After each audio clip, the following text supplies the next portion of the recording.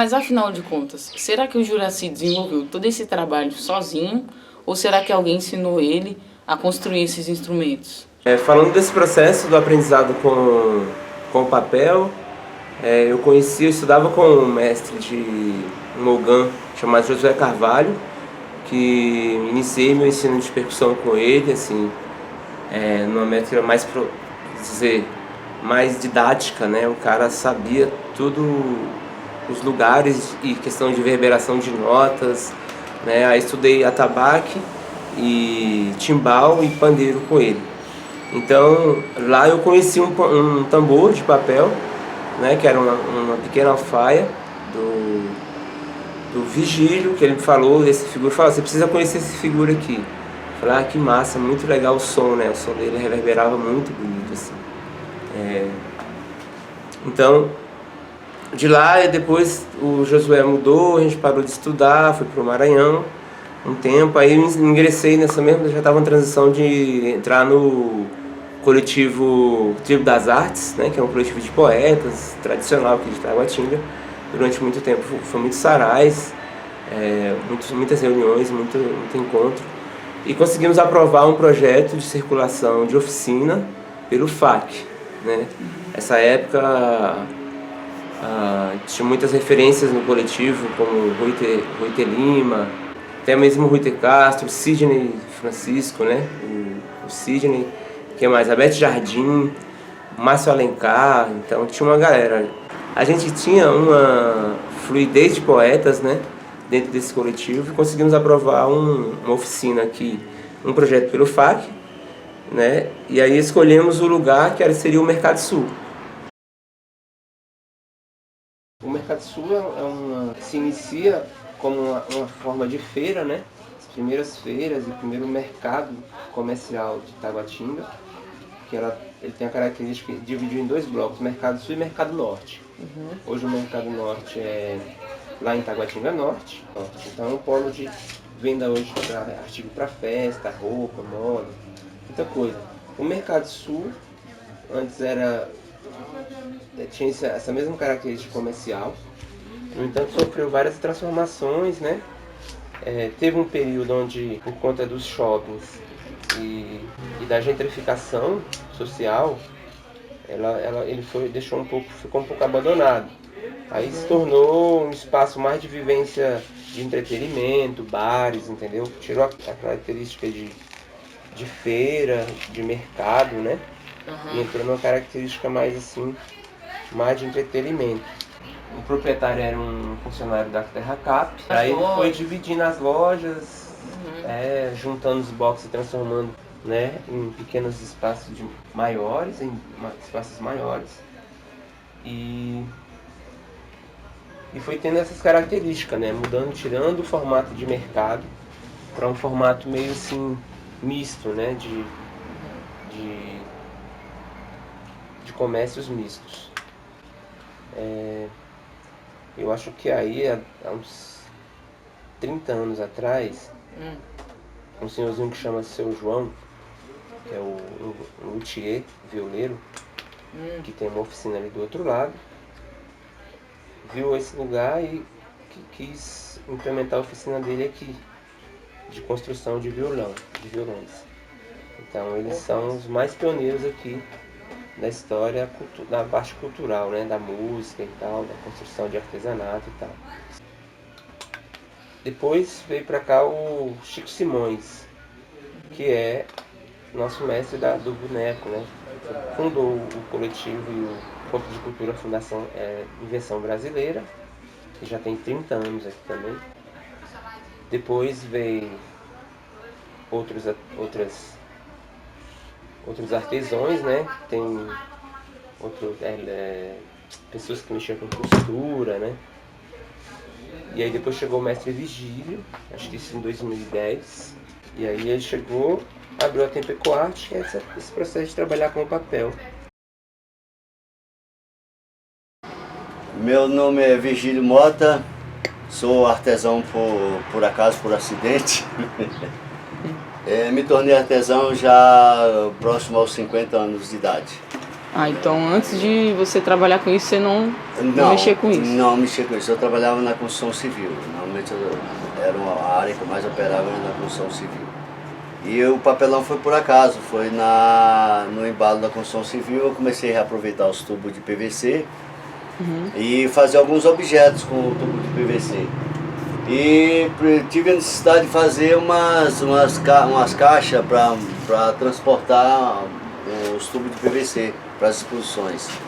Aí nisso eu fiz uma, depois eu fiz duas, aí eu fiz a terceira, que era uma bancada que era a caixa de carregar e depois virava bancada na feira para botar as coisas de PVC. E as pessoas começaram a se interessar em encomendar caixas, eu comecei a fazer caixas.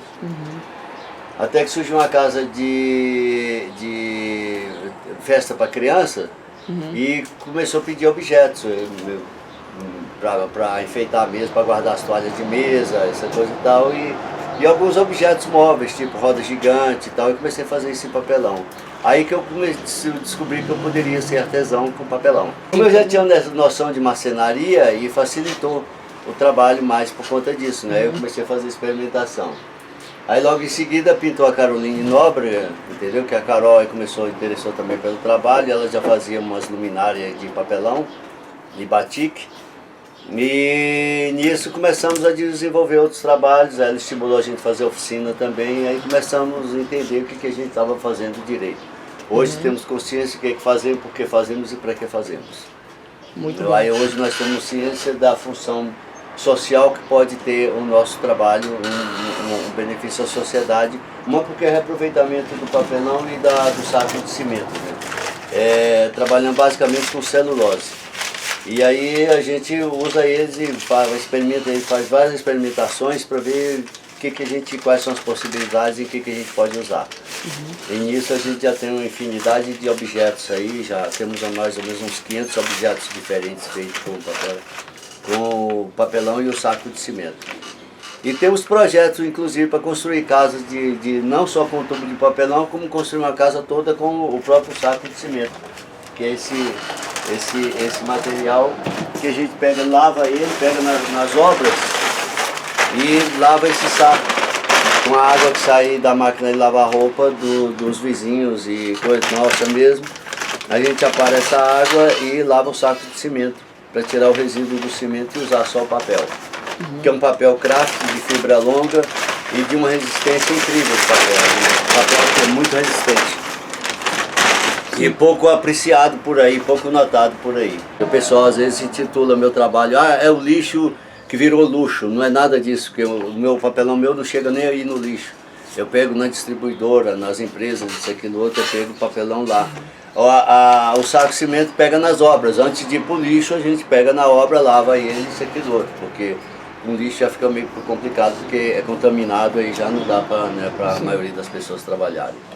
O que é interessante é que hoje a gente reutiliza a água, que é da máquina de lavar, a gente tira o saco de cimento da rua, das obras, né, antes de ser incinerado ou queimado, jogado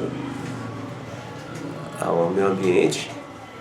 Então acho que é um trabalho super que de certa forma, transformador de pegar um resíduo que está jogado na natureza, né, como eu faço, que é a tampinha de garrafa das cervejas, que tem muito nas ruas, né, o guarda-chuva e o papel de saco de cimento. Então a gente tira várias outras possibilidades disso estar aí sem utilidade nenhuma. Então a gente transforma em música tudo isso.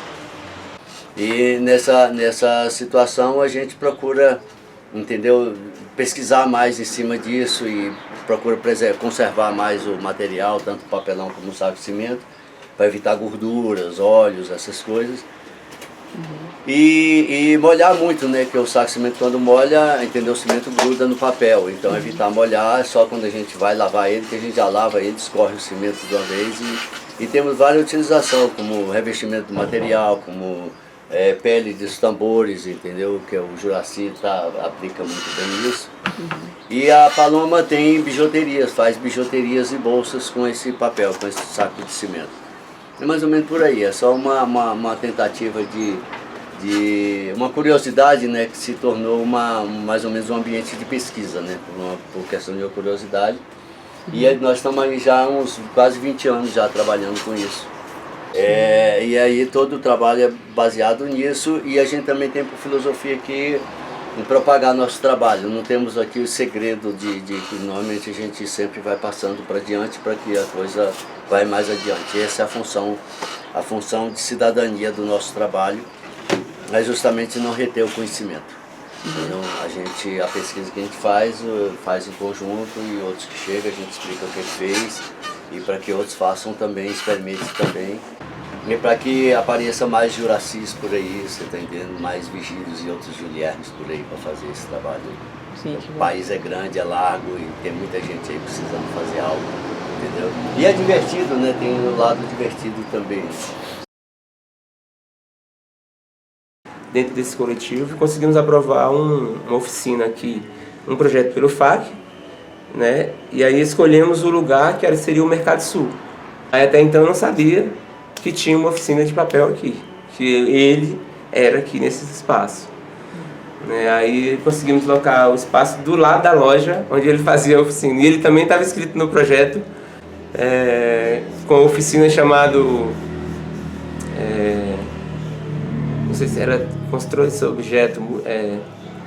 Então é uma oficina múltipla de qualquer peças que você queria fazer e tal. Aí eu me inscrevi também nessa oficina. Né? Aí tem um amigo meu que se fez também com ele, que queria fazer uma zabumba. Teve outra aluna que fez um pandeirão. Então assim, a TPQ Arte já tinha fluindo essas questões de instrumento há um tempo, né? Então, quando eu cheguei para dar aula de pandeiro nesse projeto, né, que era da Tribo das Artes, quando eu olhei do lado era o mestre Vigílio. Aí eu falei, é você que é o cara do papel. Muito bem. Aí eu contei a história dele, né, da história do Josué e tal. Eu falei, então, eu tive um acesso com o seu tambor, tal tempo, assim, achei o som massa, que massa. Aí falou, descobri o papelão, aí fiz a luminária, descobri o som do papel e comecei a fazer uns tambor. Aí beleza, me inscrevi na oficina dele. Falou, não tem ninguém muito interessado em fazer instrumento e tal, que já passou várias pessoas e tal. E aí eu tô aí tentando, porque eu não sou músico, não tenho afinação, não sei as notas. Aí eu falei, eu também não sei não, tô estudando. Nesse período eu estava no Clube do Choro, estudando pandeiro, né? Despertou isso, falei, eu quero fazer um pandeiro, falei com ele, né? Ele já fazia uns pandeirões árabes com as platinelas também. Falei, eu quero fazer com afinação, será que é possível? Ele falou, acho que não é possível. Mas se você quiser tentar, tá aí, fique à vontade. Aí comecei a pesquisar, comecei a primeira coisa era como fazer o aro, né? Como dar sustentação a essa base. Então, assim, foi um processo bem didático mesmo de aprender isso, né? Aprender quais os tamanhos, como os valores, aprender a percepção da mão de cada pessoa, porque aí você vê qual a metragem do aro, né? Para que a pessoa não machuque a mão, ou que ela pegue e adapte a mão dela para ela tocar tranquila, para tocar bem. Então tinha tudo isso no caminho para pesquisar, para estudar, mas demorou um tempo para chegar a uma boa afinação, né? E até hoje a pesquisa é contínua, assim. Cada instrumento chega com afinação de um timbre específico, né? Então eu vou experimentando, é uma percepção bem experimental também no som. Eu percebi que eu fiquei curioso demais de conhecer, de criar coisas e tal, e criar instrumentos diversos. E passei um processo bem aprofundado de como desenvolver toda essa percussão que eu via nas bandas, nos grupos, e entender os sons na África, no mundo árabe. Então, chegou uma hora de eu preciso dividir esse conhecimento, eu preciso passar esse conhecimento, eu preciso criar um meio de que é possível sim viver da música, viver da criação do instrumento. Então, né, estamos abrindo agora um novo processo de trabalho coletivo com os jovens, característica de cidades em níveis sociais, né, de um nível precisando de atenção, precisando de conhecimento, de troca de conhecimento. Tem pessoas maravilhosas lá precisando só de uma uma troca de conhecimento, né, de como funciona esse sistema que oprime uma galera que não acessou tal conhecimento, né? Então, ainda eu vi nessa possibilidade dos instrumentos uma possibilidade de trazer essa informação para eles, que eles fluem com a música, né?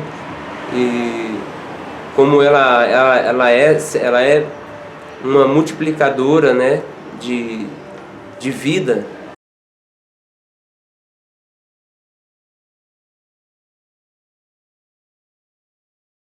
Quando você chegou aqui no Mercado Sul, o espaço já era assim? Não, aqui era diferente? completamente diferente, era feio, triste e deserto.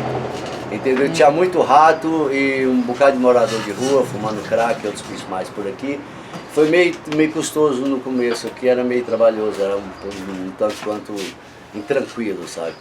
Aí todo mundo tinha que estar sempre com as portas trancadas, não facilitava e tal, que acontecia roubos rápidos aqui. Hoje em dia a gente já não tem esse problema mais, a gente já está mais tranquilo já, porque a vizinhança toda se conhece e tal, e a gente já conhece a área toda e já fica mais fácil pra gente aqui. Então a gente considera que aqui a gente no Mercado Sul é basicamente uma ilha dentro da cidade. Nós temos hábitos e costumes aqui que a maior parte da cidade já perdeu e tem muitos que desconhecem, entendeu? Sim. Esse lance de cabo açúcar, você pega o açúcar que sai na casa do vizinho, entendeu? Ô fulano, eu tô pegando açúcar, quer dizer, ele tá lá no quarto deitado, dormindo, sei lá o que ele tá fazendo, tá no banheiro, você grita, ele tá pegando açúcar, sai, fecha a porta e vai embora. E a gente faz isso aqui normalmente, um monte de vizinho aqui. Não, não tem almoço lá em casa não, e aí vai rolar o que aí? Não, tem um feijão aqui com arroz e Aí a gente vai lá e se ajuda, se cotiza, entendeu? Colabora e vamos vivendo aí.